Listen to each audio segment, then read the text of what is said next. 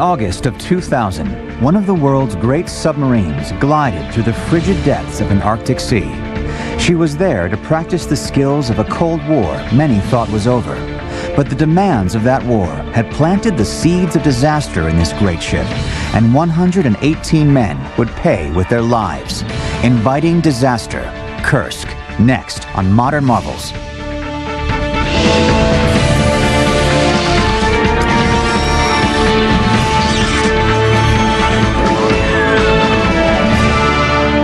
Submarine Kursk is really an illustration that these machines, very small quarters, very little space, very little room for error, are no place to cut corners. Saturday, August 12, 2000, 11:20 a.m. The southern Barents Sea, north of Murmansk, Russia. Even in summer, snow can fall on these waters that border the Kola Peninsula. But they are the only permanently ice-free access that Russia's Northern Fleet has to the world. And it is at this time of year that Russia conducts war games for the ships of this fleet. Today, the Russian cruiser Peter the Great leads other vessels of the fleet in a game of cat and mouse. Their opponent is not an American, but a Russian submarine, designated K-141. Her name is Kursk. The captain of the Kursk and his crew make preparations for a mock attack. It is an attack that will never happen. At 11:28, an explosion equivalent to 200 pounds of TNT rocks the Kursk.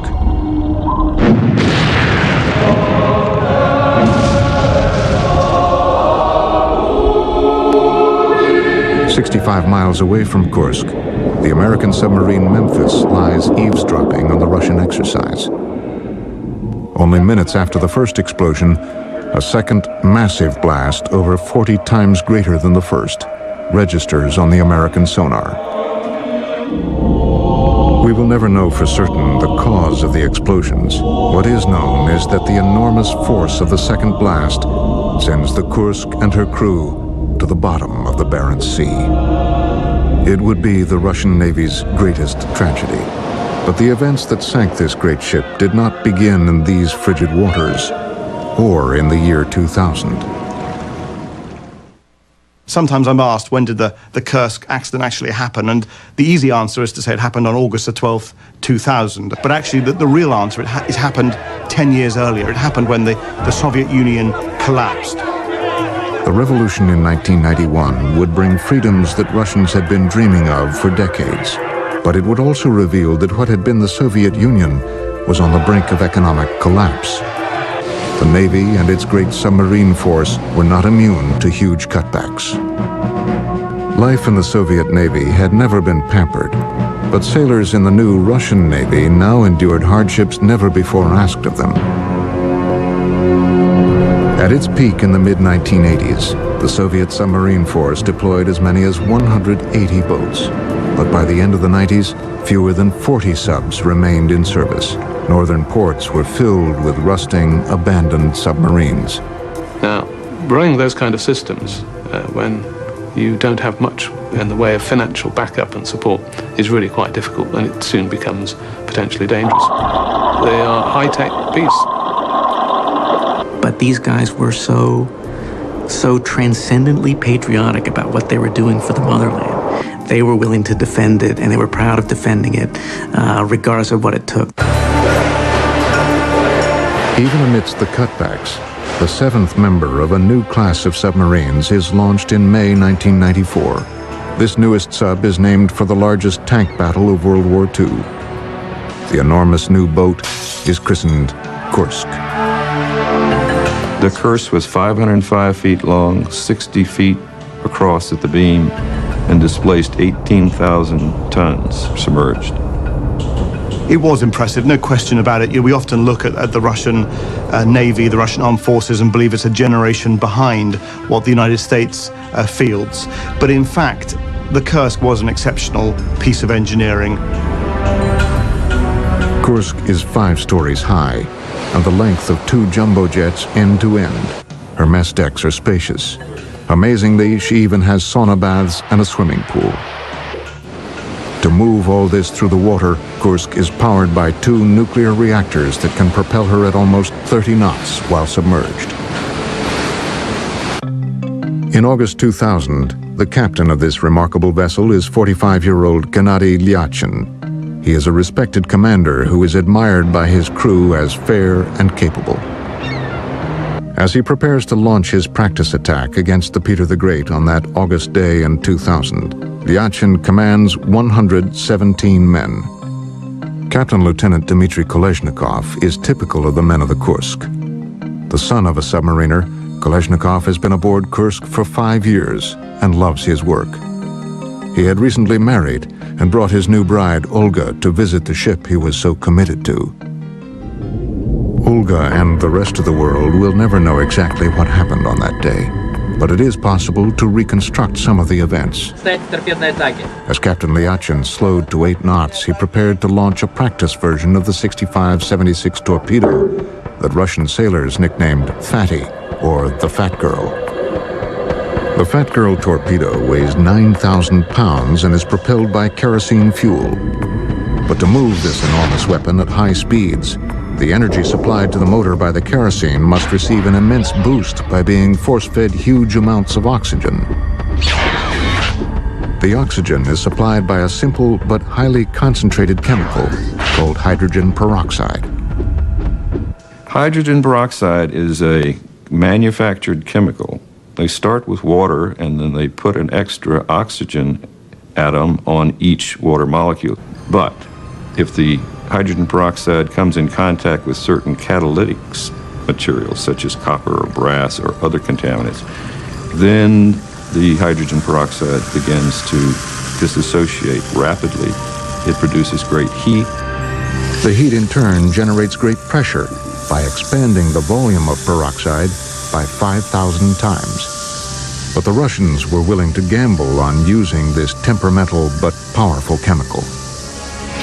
Both the British and American navies introduced peroxide torpedoes at the end of World War II, but by the 1960s, both navies abandoned peroxide as too dangerous. Peroxide-powered torpedoes required ongoing and highly skilled maintenance. Such maintenance can be demanding in the most well-funded navies. In the Russian Navy of 2000, peroxide torpedoes were accidents waiting to happen. Later review of records indicated the peroxide-fueled weapon that went into the Kursk's torpedo tube had not received the maintenance it required. It became clear that those torpedoes had been stored and forgotten. They had been neglected. And this is not a can of tomato soup that can be stored on a shelf for years. Sometime that morning of August 12th, the high-test peroxide probably managed to leak through a gasket or corroded seal. Once the leaking peroxide contacted brass or copper, pressure began to build with irresistible force, until at last the torpedo exploded like a balloon, backward into the torpedo room.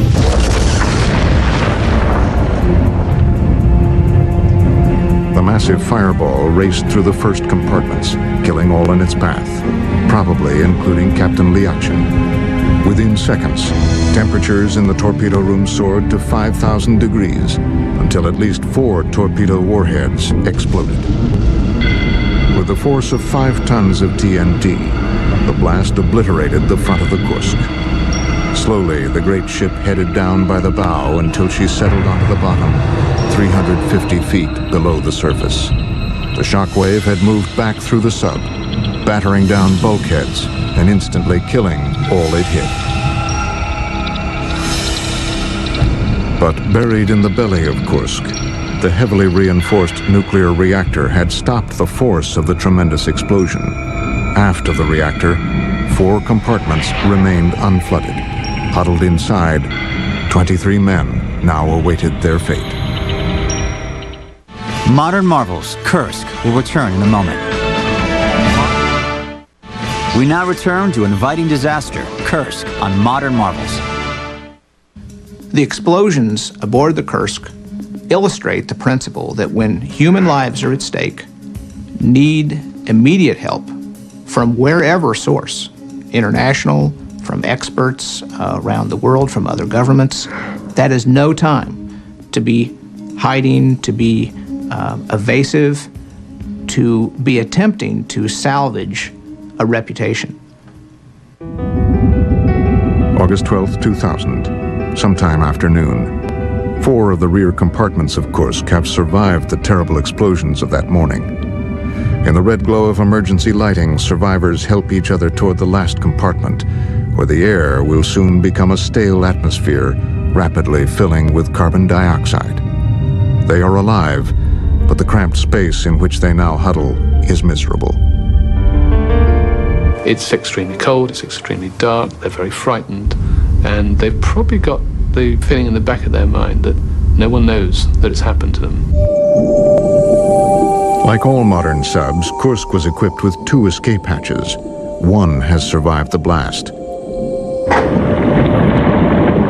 It is theoretically possible that the men can put on breathing masks and float to the surface. But if no one picks them up immediately, they will die of hypothermia. There is another problem. Their small compartment is leaking. The pressure of 350 feet of depth is forcing water into the sub. The worst is in the 9th compartment, which is the last in the submarine. It is here that the propulsion shafts go through the hull to the propellers. With no forward movement, the pressure has water shooting in around the shafts. But it isn't drowning that threatens the men. The problem wouldn't have been the water coming into the submarine. It's the fact that the water would cause the pressure to rise. As water fills the compartment, the remaining air surrounding the men would be compressed into higher and higher pressure. In any escape attempt, nitrogen forced into the crew's blood by the pressure would turn to bubbles as they ascended, twisting joints and making breathing impossible. Faced with frigid water and possibly dying of the bends, the men in compartment 9 make a choice. They decided that since they knew that the Northern Fleet had a submarine rescue capabilities, they would wait for rescue. And who's to blame them? Captain Lieutenant Dmitry Kolesnikov has taken it upon himself to assume command of the survivors. After the decision is made to stay in the Kursk, he manages to find paper and writes to his wife. Olga, I love you. Please, don't be too upset. It's 1316. All the crew from sections 6, 7, and 8 have moved to section 9. There are 23 of us here. We have made this decision because none of us can escape. The problem with the survivors' decision to stay is that no one on the surface is taking any action to come to their aid. On board his flagship Peter the Great, the commander of the Northern Fleet, Admiral Vyacheslav Popov, is aware Kursk is overdue to check in. Now he's told 2 explosions have been picked up by sonar. As an ex-submariner, Popov knows something terrible has happened to Kursk. He also knows that as the fleet commander, he would take a great deal of the blame. In the tradition of the Russian military, his immediate reaction on this day is to do nothing. Many people say that one of the greatest weaknesses of the Russian Northern Fleet, in fact of the Russian armed forces, is the flow of information. Very few people have an incentive to pass bad news up the chain of command. Popov finally notifies the High Command, but it is not until 12 hours after the sinking that an emergency is declared. The Northern Fleet has rescue submersibles in nearby ports whose mission it is to rescue stranded submariners by diving down and locking onto the escape hatch of the stricken sub. One of these submersibles, the Priz, is finally loaded aboard a support vessel and put to sea. But Russian rescue vessels have also been the victims of Russian budget cuts. Sunday, August 13th, 5:20 p.m. Nearly 30 hours after the Kursk went to the bottom, the Priz at last dives to attempt a rescue. The submersible relies on very crude thrusters to position her over the Kursk. Even worse, her batteries are hopelessly outdated. and will allow only a short time to attempt the rescue. In spite of the limitations, the crew of the Prise come close to locking on to the Kursk. But their attempts fail, and they are forced to return to the surface to recharge batteries. It is sadly apparent that the little Russian sub is not equipped to bring the men of Kursk back to the surface. They were well manned by very professional, very proud, in fact, very courageous men, but they couldn't fight the inadequate engineering, the inadequate repair work, the inadequate maintenance that hadn't been done for many, many years. But alternatives to the obsolete Prise are available and standing by. Intelligence sectors of the British and American navies know full well that a Russian submarine has been lost, and both navies maintain excellent submarine rescue vessels ready to travel anywhere in the world at a moment's notice. The Russians know this, but they refuse to ask for help. For over 40 years, the British and American navies had been Russia's opponents in the game of the Cold War. To rush to ask Western navies for help now is more than the pride of Russian admirals can accept.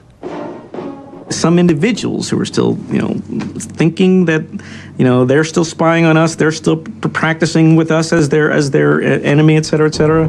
This is not a good time for us to get all kissy-faced. What's fascinating to me is it is still the Cold War. The Cold War is still very much alive in the Kursk event. It was probably never realistic that the Russian Navy would turn to the Americans for help.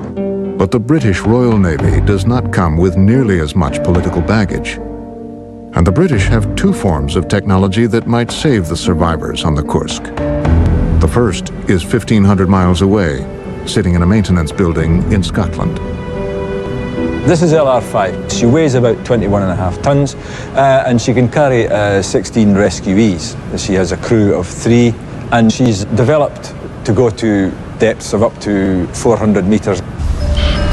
The LR5 submersible is similar to the Russian Prise, but possesses much more advanced technology. 30 feet, going off comms on pinger search. Over. Using sophisticated sonar, the LR5 can be maneuvered to the escape hatch of a stricken sub up to 1,200 feet down.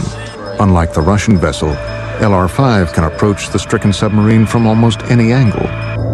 A flexible skirt settles over the escape hatch. Water inside the skirt is pumped out, sealing the LR5 to the sub like a suction cup. The sub's hatch is opened, and the stranded crew can be taken aboard the rescue vessel. The offshore oil industry of Britain and Norway has been responsible for developing another technology that could be used to rescue the Kursk survivors. In order to construct and repair oil drilling equipment on the sea floor, the oil industry has perfected the technique of saturation diving. The technique allows divers to work at deep ocean pressure down to 1,000 feet, then return to the surface without experiencing the bends. To do this, divers are placed in chambers which increase the pressure on their bodies until it equals that of the ocean floor. The divers are then lowered to the bottom by a diving bell. When they have finished work for the day, they return to rest in the pressurized chamber. When their work is completely finished, the chamber slowly reduces the pressure on their bodies until it again matches the surface atmosphere. If saturation divers can reach the Kursk, perhaps they can establish contact with any survivors. Russia has very few such divers and no equipment to support such a complex mission. But in the days following the accident, the Russians see no reason to ask others to help. As the storm tosses the waters above the sunken Kursk, time is passing. The Russians have failed in their rescue attempts. The odds are increasingly against the 23 trapped survivors. The courage of the men in that compartment, as witnessed by the notes that were recovered that they had written to their families, was absolutely heroic. I don't know how they did it. Inside the dark and cold coffin of the 9th compartment, the surviving men are left with only flashlights. They gasp for breath as oxygen disappears. Dmitry Kolesnikov writes again to his wife. None of us can escape to the surface. It seems like there are no chances. No more than 10 or 20%. Let's hope that at least someone will read this. Regards to everybody. No need to despair. Kalishnikov. Your heart goes out to those guys. The Soviet Navy's first nuclear submarine was the K-3, the Leninsky Komsomol. It crossed the North Pole in 1962. Modern marvels will return in a moment. We now return to inviting disaster, Kursk, on Modern Marvels. The Kursk disaster is only one in a long line of cases of misuse and under-respect of explosive materials. There's the explosion at the New London, Texas school district, the main school building in 1937, where just after school, almost 300 adults and children were caught up in the explosion of natural gas. And the second case that comes to mind is Texas City, Texas, where the Grand Camp, a Liberty ship full of 2,200 tons of ammonium nitrate, caught fire. The ship exploded, killing almost 500 people. So what we have here are cases where people were lulled into security, although they were dealing with large amounts of explosive materials. And we would see that happen again with Kursk. Monday, August 14th, day 3. Vladimir Putin, Russian president for just 3 months, is on vacation at the Black Sea when Kursk goes to the bottom. He is not told of the accident until almost a day later. He accepts advice to remain on holiday. It is a decision he will regret. In England on this day, Commodore David Russell is the duty officer in charge of submarines for the Royal Navy when he is told of the Kursk. I think the first reaction as a submariner that I had that there was something wrong with another submarine was that really it's the same reaction that anyone who goes to sea has with any disaster at sea, is that you really want to help if you can. I think that's particularly acute in the case of submariners. You know what it's going to be like on board, and you know that time is of the essence. We don't need any orders in situations like that. We make up our minds and we get on with it. Without orders or authorization, and still unrequested by Russia, Russell begins to set wheels in motion to come to the aid of possible survivors. He loads the LR-5 aboard a huge Antonov cargo jet, which will carry the rescue submersible to Norway. There, it will rendezvous with the mothership, the Normand Pioneer. You go with what you can and you get it to Norway, put it on board the mothership and send the ship towards Russian waters, because you can always bring it back. By noon on Monday, the British Embassy in Moscow officially offers help with the rescue. American officials will soon do the same. But in Russia, military leaders are still pretending that all is under control. Rumors are flying everywhere about the loss of the Kursk. Instead of addressing the rumors with directness and honesty, the Russian military resorts to the deceptions of the past. The Kursk is described as having simply a malfunction. Admiral Popov offers the preposterous claim that communications have been established with the crew and that water and oxygen are being supplied. It is poignant to think that as they were dying, there in the 9th compartment, their families ashore were being comprehensively lied to by the admirals that those 23 men were serving. As hours turn to days, media pressure at home and internationally begins to build for President Putin to intervene in Kursk operations. It is no longer the dark Soviet days of restricted press.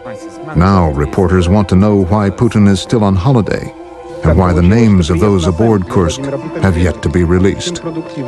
He'd only been in power, remember, 100 days at this point. He didn't understand that he had to be seen to be helping, that he couldn't just delegate this to submarine rescue professionals up there on the Kola Peninsula, that he had to get personally involved. Finally, the Russian president begins to grasp the potential political consequences of the unraveling story of Kursk. After a call from President Bill Clinton urging him to act, Putin orders his admirals to accept Western aid in the rescue. One of the first things requested are divers to go down to the Kursk to see if they can get any response from inside the vessel. The call for help goes to Stolt, a Norwegian and British underwater construction company for the oil industry. One of the first calls they make is to diver Tony Scott. And then when the phone call came from Stowe Offshore, they were a bit cagey. They just said a deep diving job in northern Norway. So I knew what it was because, you know, I was expecting something, and just sort of jumped at the opportunity. Tony Scott and the other saturation divers will meet the dive ship Seaway Eagle in Tromsø, Norway, where it will be rigged for the mission. In less than 12 hours, the Eagle heads north. She is followed by the Normand Pioneer carrying the LR-5 rescue sub. Commodore David Russell will be overall coordinating officer for the Royal Navy.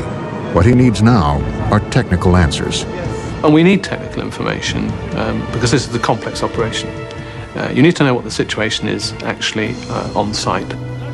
But Russian authorities are not quick to provide such information. It is clear that they are stalling. The British rescue team heads toward the Kursk, knowing little more than what has appeared in the press. As the British ships steam north at full speed, Russia's Deputy Prime Minister, Ilya Klebanov, meets with the families and attempts to dodge responsibility for the accident. Without any evidence, he claims the Kursk was sunk by an American submarine. Nadezhda Tilek has a son aboard Kursk. At last, her fear and frustration with such lies move her to interrupt the Deputy Prime Minister and shout what so many families are feeling.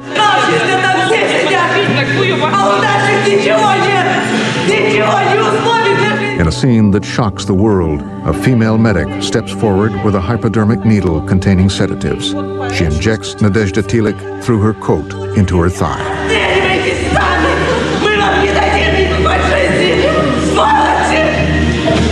Tilek sinks into her chair as the sedative takes effect. Russia is changing, but some of the old ways of dealing with dissent still remain. Saturday, August 19th, 11:30 a.m. The Normand Pioneer arrives at the site of the accident. Hopes are high. The Kursk is a huge ship. A sealed compartment would hold a large quantity of air, perhaps enough that men could still be alive. But the English and Norwegian rescue team is greeted with a shock when Russian admirals arrive for a meeting. Russian search and rescue commander Admiral Gennady Verich amazingly tells Commodore Russell that the LR-5 will have to stay miles away from the Kursk. The rescue team begins to wonder why they've come. And I think the problem was we rapidly began to get the feeling that actually Admiral Verich's agenda was one of, they're probably dead already, we just need to bring this to a quick close by finding that out. We know as submariners what it would be like to be in that position. You really wouldn't like someone giving up after 4 or 5 days merely because that's what the book said. You'd want them to continue until there was absolutely no chance. The British and Norwegian team, the best hope for rescue, is at last on the scene. But it appears they will not be allowed to give the men of Kursk that one last chance for survival. The U.S. Navy's first use of a rescue craft occurred after the sinking of the Squalus in 1939. Modern marvels will return in a moment. We now return to inviting disaster, Kursk, on Modern Marvels. One way to think of it is that so much effort goes into developing these machines, and it seems to suck up the money and the time and the expertise, leaving the tail end for working out the kinks, for writing the manuals, for working through the procedures. What if X happens? What are the people on the scene supposed to do? Sunday, August 20th, 10 a.m., the 9th day. After traveling over 1,500 miles, the LR-5 and its crew are now forced to sit helplessly miles from the Kursk. Russian Admiral Gennady Verich won't admit it, but he has never wanted foreigners involved in the Kursk tragedy. He just wants to get the situation resolved, good or bad, but without foreigners. Dead guys equals not so great, but dead guys with foreigners equals, sort of a political living hell. But the Russians do finally authorize the divers from Seaway Eagle to go down to Kursk. Tony Scott and the other Norwegian and British divers have been in the compression chamber for hours preparing for the descent. Now they enter the diving bell and head for the bottom. I think everybody was sort of thinking that it wasn't 100% likely that there was going to be any survivors, but there was just that chance. Scott leaves the diving bell and enters the cold, pitch-dark world of the ocean floor. To maintain body heat at this depth, hot water is constantly pumped into his suit. There's a very big, prominent white painted ring around the hatch, and that came into view. You know, I had imagined it to be a rounded shape, and you might have to cling onto it and tie yourself off, but you're just flat. It's just like standing on top of a building or something. After a few minutes, dive supervisors above pass the word. It is time to send a signal to anyone who might still be alive inside the Kursk. Scott will tap a prearranged code on the side of the hull. There's no doubt it would be heard inside. And what we were desperately hoping to hear was a return tap. Every person on the Eagle was awake. The whole ship was holding its breath and hoping for the best.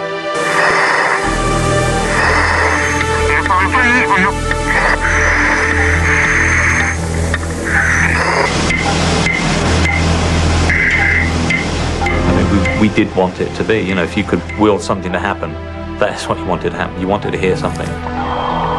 Tony rests his head on the hull and stops breathing to listen for the slightest response.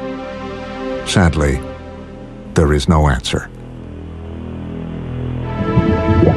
But the lack of response to the tapping still doesn't rule out the chance of life inside. Not having gained any response, that didn't necessarily mean there was nobody alive. You know, they could have been unconscious, they could have been in stupor or coma or whatever. The priority for the divers now shifts to finding out if the compartment below is flooded. The only means of getting at the sub-interior is through the remaining escape hatch Scott and his diving partner are hovering over. The hatch leads to an intermediate chamber, which is separated from the 9th compartment by a second lower hatch that opens inward. If the divers open the outer hatch and the inner hatch is already open, survivors below will drown. It is vital the rescuers learn if the interconnecting chamber is flooded. They come up with a plan to do this by opening a small valve on the outer hatch. There's what we call an equalization valve. You operate and it tells you whether you're sucking water in or whether there's no suction and therefore inside and outside are equal pressure. If the chamber below is dry, water around the valve will be sucked inward because the ocean pressure is so much greater. If the chamber below is flooded, the pressure is equal and no water will move. The difference is critical. The problem is, it is almost impossible to observe the water's movement.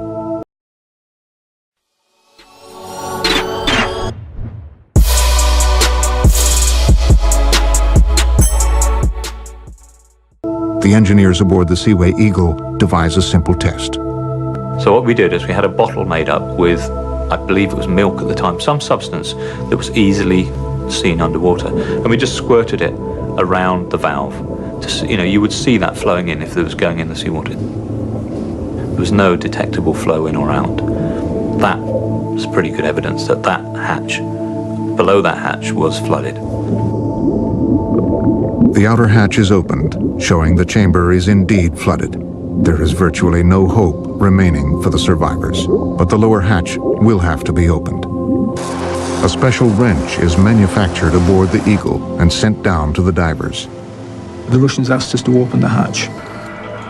So we set the hatch dogging mechanism to the open position, but still the hatch didn't drop open. Although not yet fully open, the lower hatch seal has now been cracked. Bubbles pulse around the seal from the compartment below. They cause some confusion until someone realizes it is simply the surge of the tide pulling small amounts of air out of the 9th compartment. The time has arrived to fully open the inner hatch. An arm of the remote vehicle pushes it open. The remaining gas that had accumulated in the 9th compartment rushes out. Later tests will confirm this gas was unfit for human life. As the bubbles stream upward, then burst and disappear, so too do the remaining hopes for the men of Kursk. It was a remarkable display of commitment by the Norwegian and the British rescuers who went to the scene that August 2000. They didn't give a damn about the politics in the Ministry of Defense. They didn't give a damn about the Russian admirals. They were genuinely motivated by a desire to save human life. The work of the British and Norwegian rescue specialists is finished. They will not participate in any salvage effort. For the first time since it arrived, the Normand Pioneer is allowed to float directly over the Kursk. On behalf of the Royal Navy, Commodore Russell leads a memorial service, and flowers are tossed to float above the dead submarine. We didn't feel we could have done anything better than we did. That's about the only comfort there is to take from it. Except perhaps that it may just be that out of these tragic circumstances comes a little bit of hope for the future. All attempts to rescue the men of Kursk have failed, but the impact of this disaster on a grieving Russia is not over. Energetic, oxygen-containing chemicals have been implicated in non-submarine accidents also, including the crash of ValueJet Flight 592 in 1996. Modern Marvels will return in a moment. We now return to inviting disaster, Kursk, on Modern Marvels.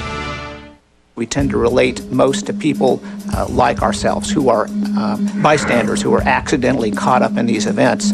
But so often, it's the workers that really pay the price for what I regard as carelessness at the top. That the management does not have the proper attitude of the healthy fear. August 22nd, 2000. 2 days after all hope is given up for the men of Kursk, Russian President Vladimir Putin at last arrives in Vidyayevo, the home port of the sub, to meet with the families of the dead crew. He pledges that Kursk will be raised and the bodies of their loved ones retrieved. Although Putin's pledge is well received by the grieving families, accomplishing the feat will be an enormous technological challenge. 2 Dutch companies are contracted to take on the immense job of retrieving the great sub. Work begins 11 months after the accident. The forward section of Kursk, which had sustained massive damage from the explosions, will be cut off and left behind. A diamond-studded chain acts like an immense hacksaw as it slices through the double hull of high-strength steel. Working in the tremendous tangle of debris and cutting into unknown spaces is very dangerous. My personal thoughts are cutting into any space is hazardous because you get a build-up of hydrogen and oxygen in a concentration that is very explosive. And there have been divers killed by explosions by cutting into things due to the build-up of the gases. Once the bow of Kursk has been cut off, a huge barge, appropriately named Giant, is towed from Holland and positioned over the sub.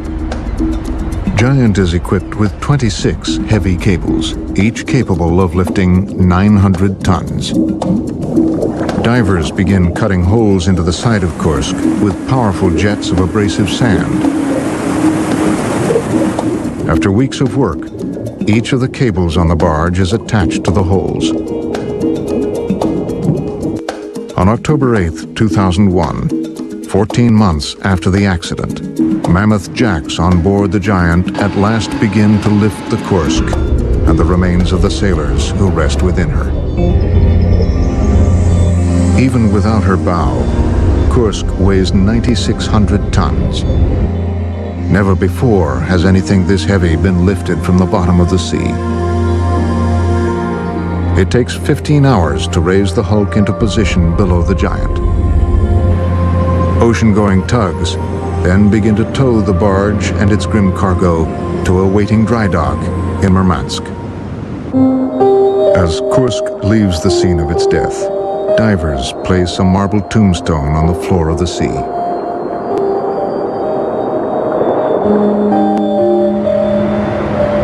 Suspended beneath the barge, Kursk is at last towed into position in the dry dock.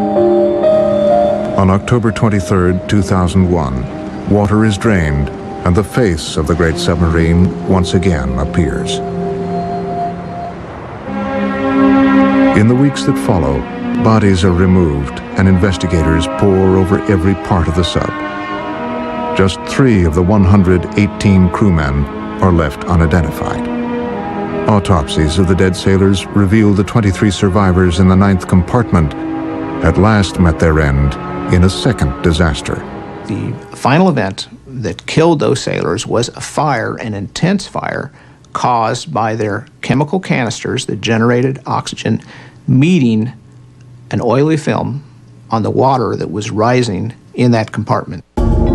Each compartment of Kursk was equipped with canisters holding potassium superoxide. The chemical was used to scrub the air of carbon dioxide and replace oxygen. Unfortunately, if potassium superoxide touches water, it reacts violently, releasing great heat. At some time, one of the struggling survivors probably dropped one of these canisters. Its heat and high oxygen content would have turned the oily water into a blowtorch. Those who didn't die in the fire suffocated when the last of the oxygen was consumed by the flames. It now appears certain that all were dead well before the British and Norwegians received the call to come to their aid. The investigative board at last confirms leaking peroxide in the Fat Girl torpedo as the cause of the explosions which killed Kursk. But that answer does not go far enough. The men of Kursk gave their lives because of Russia's ongoing but unrealistic commitment to a level of military technology it could no longer afford.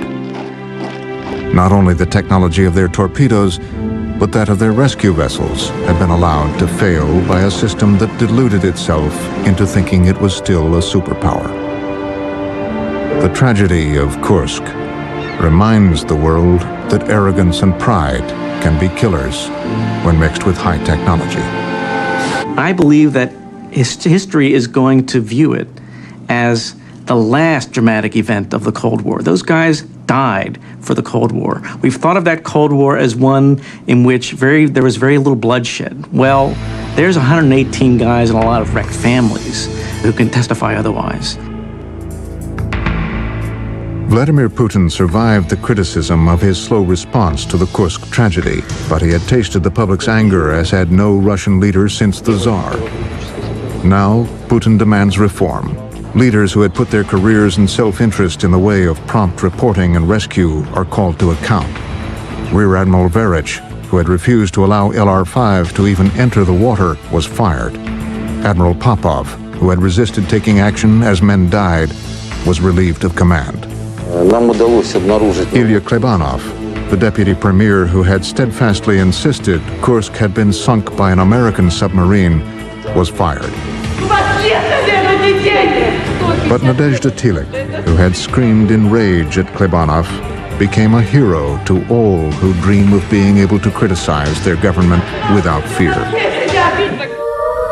The story of failure in Russia's once proud submarine fleet unfortunately continues. On August 30th, 2003, the sub K-159 sank as it was being towed to a scrapyard. 9 men died in a tragedy described as needless. This time, President Putin responded immediately to the news of the sinking and launched another investigation. But Russian sailors had once again paid with their lives for the inept decision-making of their commanders. As the months passed, Russians paused to bury and grieve for the men who died aboard Kursk. They had given their lives to Mother Russia, not on a battlefield, but in a submarine made dangerous by outmoded equipment, poor maintenance, and shoddy standards. But the deaths of the men of Kursk marked a very real precedent in Russia's evolving democracy. It revealed a shift in the way Russia's people respond to the deceit and manipulation of their government. We often talk about how the Kursk submarine is a metaphor for Russia in decline, but the families are also a metaphor for a new Russia, for a more hopeful Russia, because they understand that they're no longer prepared to be lied to without reacting. They now understand they have a voice in a new Russia. Kursk was eventually towed to a scrapyard, where she was chopped into pieces and melted down. But the great submarine did leave something of herself behind. The drama of the men who fought for life within her hull continues to provide her countrymen with an undying example of dedication, patriotism, and courage.